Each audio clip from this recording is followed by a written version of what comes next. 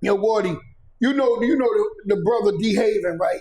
Oh, the yeah. one that's always Jay-Z big homie. Yeah, Jay-Z big homie. And he made like, he made like a little career of talking about Jay-Z. I don't know. Yeah. I'm not here to question how real it is or whatever. Yeah, I think you be over talking about But that. yeah, but today he said something to me that made a little sense. Yeah. And I want y'all feeling on this. Like he said, what's my man name? Oh, my man had interviewed him and asked him how did he feel about the Myth Bleak and Jaz-O interview.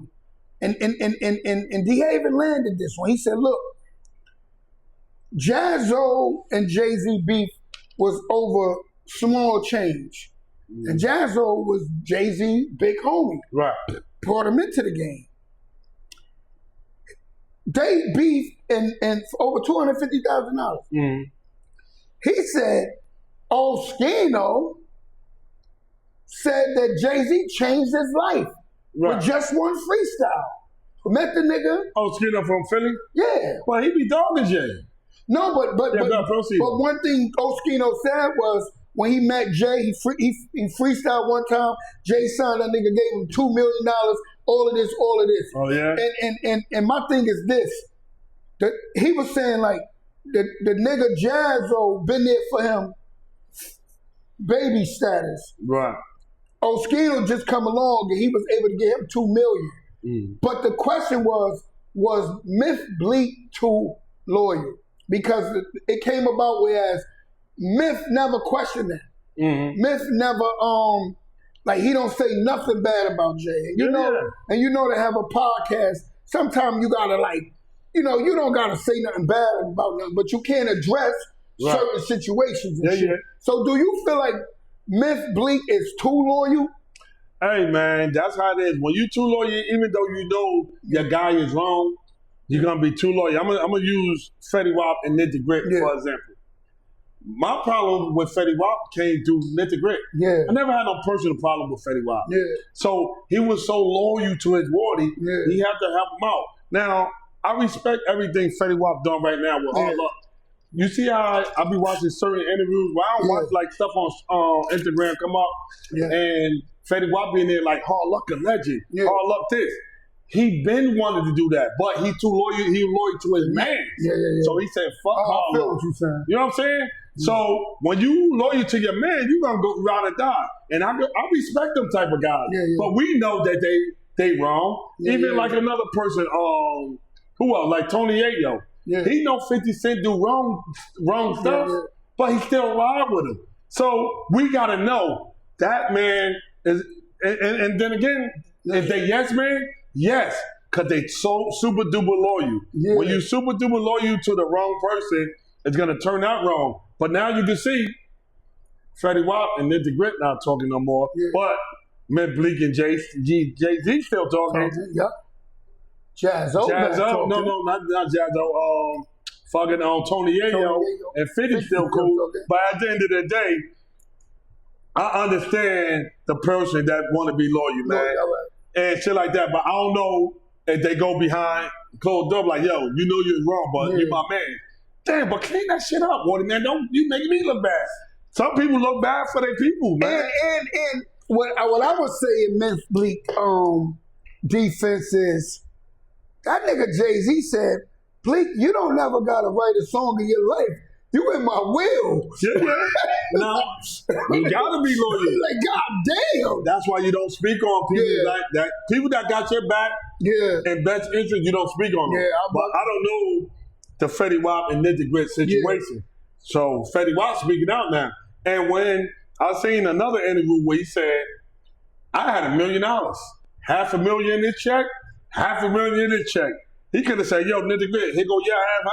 He said, I'll give him all that. That's loyal. And I believe he did that. You know what I'm saying? For real. This guy, he's a good kid. And stuff he doing for Patterson, I've been trying to do that forever. It's just that he in a bigger platform, he got a little bit more muscle somewhere else. I got the muscle where I'm at. So at the end of the day, if he gonna help Patterson out, let him do that. You know what I'm saying? So I'm happy all the way around. But so basically, loyalty could get you in jams that you don't really want to be in. Yeah. So that answered the question though. You can be loyal to a pope in some instances, you know what I mean? Yeah. Because you ever heard of the saying, blind leading the blind, but blind also could lead the loyal. Yeah. You know what I mean? Yeah. So I guess you got to weigh out what a person really mean to you to be that loyal to them. You know what I mean? Nah, and it took Freddie a while to realize, like, damn. I always said this. I said, if a nigga could fumble a nigga that gave them $1 million in their hand, like, I don't know. That's tough right there. Yeah. God damn. But once you nigga give me $1 million to my hand, nigga. I got the Pooh Shiesty on with the motherfucking with the twin glizzies for the rest. For the rest of the duration. I'm ready to kill for this nigga. You know what I mean? Sometimes you gotta go through something real bad for you to say, all right, man, that loyalty shit with this person ain't it. Cause I had like I won't say a big homie or nothing like that, but he was like a brother to me. Yeah. Like, no, you can't, just because you do right by me, you can't do wrong by me either. You know what I'm saying? Like, I had a motherfucker, man, he do a lot of right, but he do too much wrong. So I had to cut him off out my life completely. You know what I'm saying? And that's how it is, man. You be loyal to somebody for so long, you gonna crash, man. You're gonna crash, that's man. Facts. Y'all gotta, look, watch y'all loyalty and who you loyal to. Because I'll give Memph Bleek a pass because he really loyal to a motherfucker that's really taking care of him. Like they was talking about, why did Jay-Z do an interview with the dude from GQ magazine? Oh, the young kid. Yeah, instead of Memph Bleek. Well, Memph Bleek been eating off of Jay-Z for the last 20-something years. Yeah. So, he could miss an interview. Jay don't gotta... See, people was putting a person there. Jay-Z did it because it's GQ magazine. Right. It's a bigger platform for him. You know what I mean? I'm sure he did enough to help Memphis Bleek. Yeah. Podcasts and everything. You know what I mean? Right. So people that be questioning that is... You got to think about it. I don't know the little guy, right? Yeah. So if he had went to Memph Bleek, he probably got us, the older heads, all the people. But he like, this guy got he got a platform that the kids don't know me. Now as I do it with him, now Jay ain't thinking about him. I did, like you just said, I did for Memph Bleek. I did for everybody else. Yeah. I'm doing it for me. I'm going to get with this young boy. He probably got millions of young kids that don't know me. I'm going to do it with him, and now I got a new fan base. Jay-Z, he did a motherfucking chess move on. Bleek, stay loyal, man. D-Haven, man, I feel your pain. I know you just want a closure in the situation with him and Jay, because that is true. Sometimes if you beefing with a nigga that, like, if you my nigga, or I call you my nigga, and we beefing and there ain't no closure in it, I will be like, what the fuck, this nigga, like, I want to know what happened or why we as men couldn't sit there and talk about it. You get what I'm saying? Yeah. So with D-Haven, he feel like Jay owe him that. But even if Jay do owe you that, he ain't give it to you. Let this shit go. You know what it is, B? No, it'd be like this. If D-Haven was in motion doing his thing, he wouldn't care about Jay-Z. That's like me. Yeah. I don't give a fuck about what nobody else doing. I'm in motion. I'm doing my thing. Now, if I wasn't doing my thing and I feel like I'm left out or something, then I'd be like, let me try to do some tricks and see if this will work this way. Only when niggas not in motion, that's when they start hating. Cause D-Haven, I watched some interview with him. He called a JD a cop, and he ain't saying a word. He's like, yo, this nigga's a snitch. Like I'm like, calm down, water. The nigga said, I've been investigated for 6 years straight, and this nigga was, to me, he snitching. The nigga like, I was being investigated for 6 years straight, and they didn't get the nigga that was hustling with me. I see that.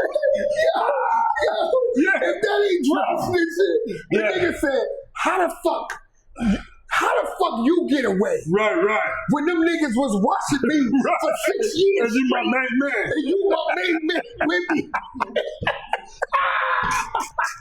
Bro, I see that shit. I was like, boy, what a nigga mad sometimes. I'm gonna say for instance, if I wasn't doing my thing and I like that, I need a trick, I need a gimmick. I could have came home like, yo, Fetty Wap, that nigga riding on me. That nigga's a bitch. But I ain't do that because I'm in motion and he didn't rat on me. So at the end of the day, when somebody older and they got and they feel like, damn, this nigga own me. That fucking nigga mental up, man. And that's when he like, damn, this relationship, Hov ain't never gonna reach out to me. So I'm gonna just say the worst thing ever. So Hov never gonna reach out to you. He's fucking it up. When I get in a problem with somebody, I know I'm gonna overdo it. So I don't care if we don't never squat to beat. I don't care whatever. If we do squats or not, I'm gonna be okay. I'm not gonna be like an older warrior, OG, and watch the nigga. No, whatever a young nigga got, fuzzy guy. You know what I'm saying? But who you think is more saucier, D Haven or Dame Dash? Who you think? This is a question. That's a good question. That's a good question right here. Them two warriors, boy. Jay got a bag to give somebody. Right. Will he give it to Dame first or D Haven first? Oh man, I gotta pick one. Yeah, I'm gonna say Dame because Dame gonna do something with it.